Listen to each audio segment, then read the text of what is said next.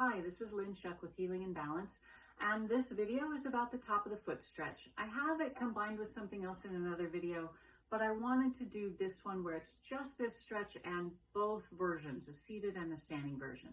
So if the chair you're sitting in has bars back here, you're going to scooch over to the side and hang on.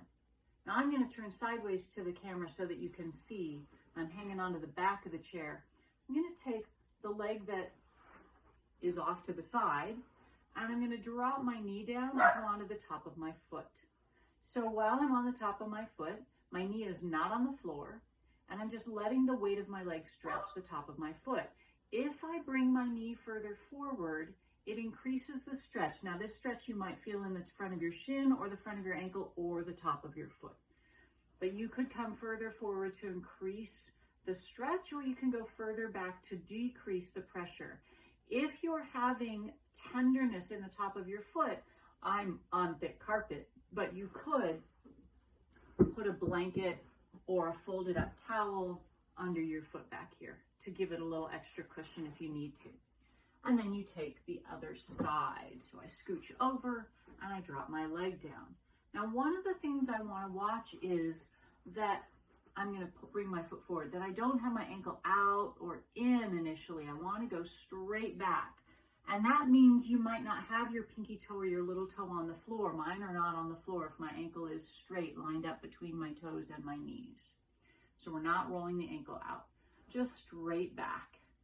If you don't have a bar, you don't have to do the scooch over. You can just slide your foot. Oh, I got under the bar. You can just slide your foot back, though it's harder for me to pull it forward. I have to really watch the bar.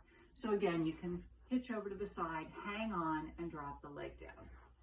Now, if I wanted to increase the intensity, I could do this standing.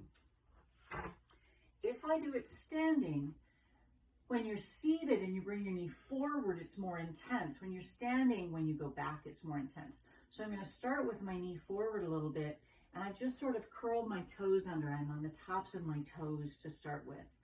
As I get more comfortable here, I can go back farther and farther until maybe even that leg is straight and it's all the way up to my hip. That stretch is happening all the way down the leg. Again, I could put a blanket on the floor behind me, and whether your knee is forward or back, I don't want that ankle to roll out or roll in. I want to be on the top of my big toe, second toe, third toe. Whether the fourth toe and pinky toe are down, up to you. That's going to be kind of how you're built. But again, the further forward you are when you're standing, the less pressure. The further back, the more pressure. As opposed to when you're seated, the further forward you are, more pressure. The further back, less pressure. So that's it. That's the top of foot stretch. Two versions, sitting or standing. They both work fine. I will tell you that you won't get the same level of stretch across the top of your foot if you do this with shoes on. You will get a bit of stretch in your ankle and the front of your shin, but you'll be missing this metatarsal stretch. If you have toes that cross over or are hammer toes, so the knuckles are really bent, sometimes this is challenging to do. And so what you could do instead, and I'll get closer to the camera so you can see, is you could cross one foot over the other. This presupposes you can do that. And making sure you don't pull that foot up, you keep that straight line, you would place your hand over those toes and you could pull to stretch that same thing. But again, you want to watch that you're not doing this while you're stretching. That's the same thing as putting your ankle out to the side in that stretch. And so that way you could adjust for those toes. You could intentionally uncross them or pull them long while you're stretching. Yeah. So there are always other ways to do some of this work. Make the best of it. Figure out which version is going to work for you. And that's what I have. Go.